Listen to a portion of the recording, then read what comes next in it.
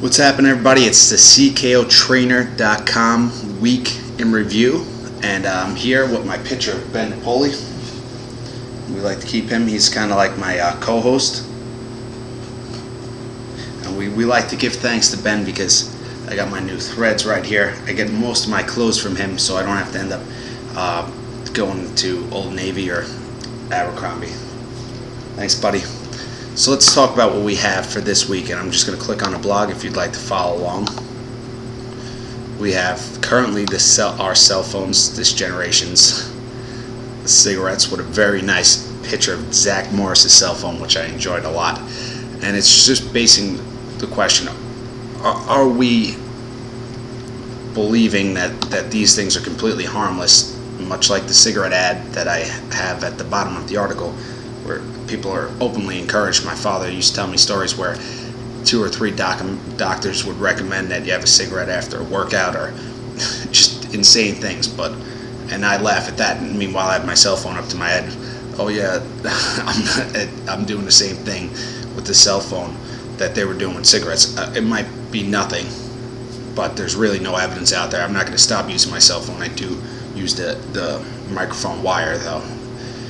Who knows? I sleep with it next to my head. I hope not. If it's dangerous, it's going to be a very, very severe problem. So we'll keep looking into that, because I don't want to eat healthy, work out, and then have a cell phone brain issue when I'm 50. So we'll stay on top of that. Also on the blog, and if you will scroll down with me, we have what type of footwear you should wear, and your stance. 2 very good episodes from Dynamic Intensity. If you don't have the proper footwear in class, it's not. Most instructors or kickboxing articles you read, first off, kickboxing has been so diluted in its meaning. It's kind of it could mean doing Taibo at New York Sports. It could be doing Muay Thai at Tiger gyms, not Tiger Showman's, like Tiger Muay Thai or something. You have either you're fighting people or you're doing air stuff. We kind of do kickboxing cross training, where you're doing the Muay Thai conditioning, striking the bag, but then we bring in a lot of cross training. It's definitely at an elite level. Nobody else even comes close. And we have 10,000 square feet. We're doing full sprints, squat thrusting, and jumpers. You're going to need a certain shoe for this. It's not. I used the Vibrams, but after 5 classes in a row, my feet, I could feel the tendonitis. There's not a lot of support. I believe in barefoot technology just as much as the other person, but in the wild we probably wouldn't be using our feet or as much as I do kicking in. So I do supplement with cross-training sneakers. Which ones are the best? Which ones should you get? That's all in that video. Your stance, hugely important. Because karate and taekwondo have taken a chokehold over the country, everybody's been led to believe that a chambered roundhouse kick is the way you really should do a roundhouse kick, and that a non-chambered, a tie kick, is incorrect, which pisses me off to no end. And I know, because I was one of the pissed off few that thought that it was incorrect, but it turns out it's not. The karate and taekwondo have built up form so much, and they concentrate on form, and they've lost the aliveness of their strikes. Their strikes are just more like doing a pirouette in ballet.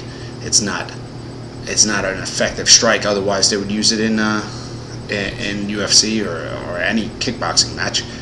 The Thais do kickboxing like they do boxing here. There's no.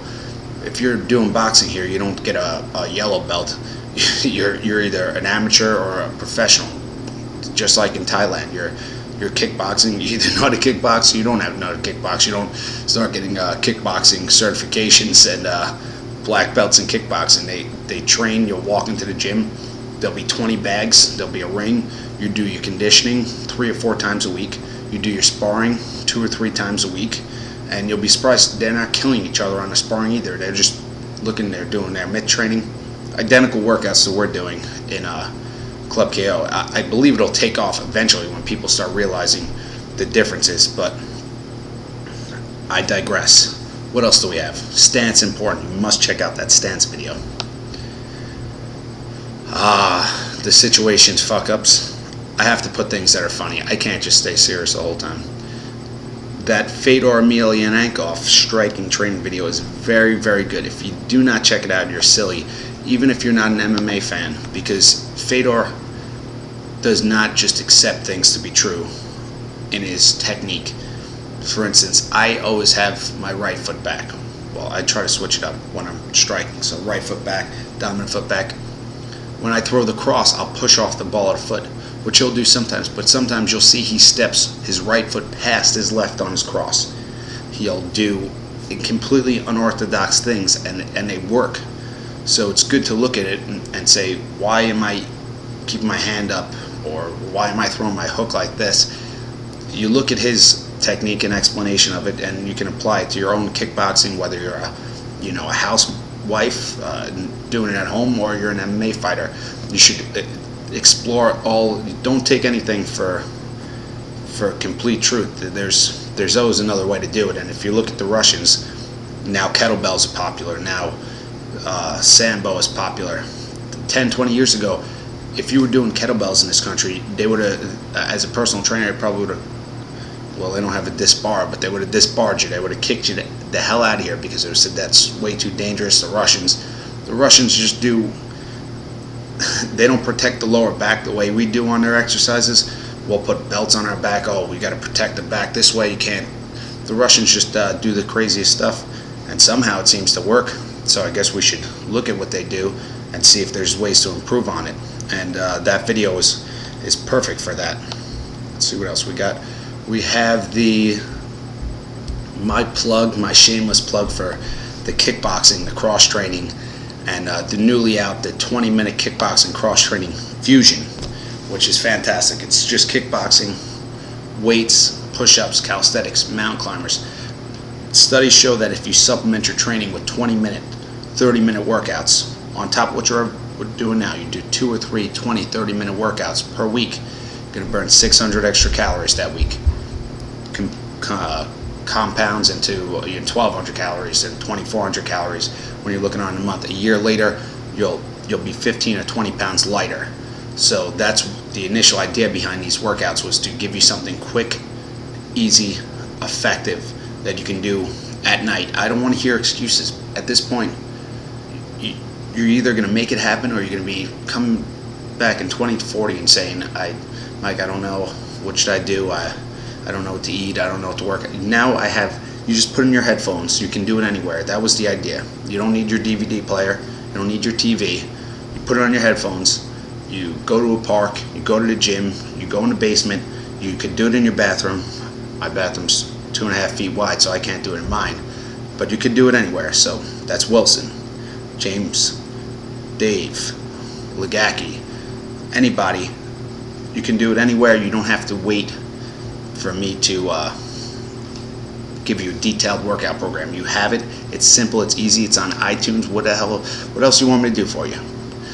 All right, let's keep on scrolling down and see what the next article is. Oh, kickboxing in the zone. This was the most well done, I thought, it's called Brooklyn Independent TV, and I've never heard about it because I'm from New Jersey, but apparently Brooklyn is like a really cool community.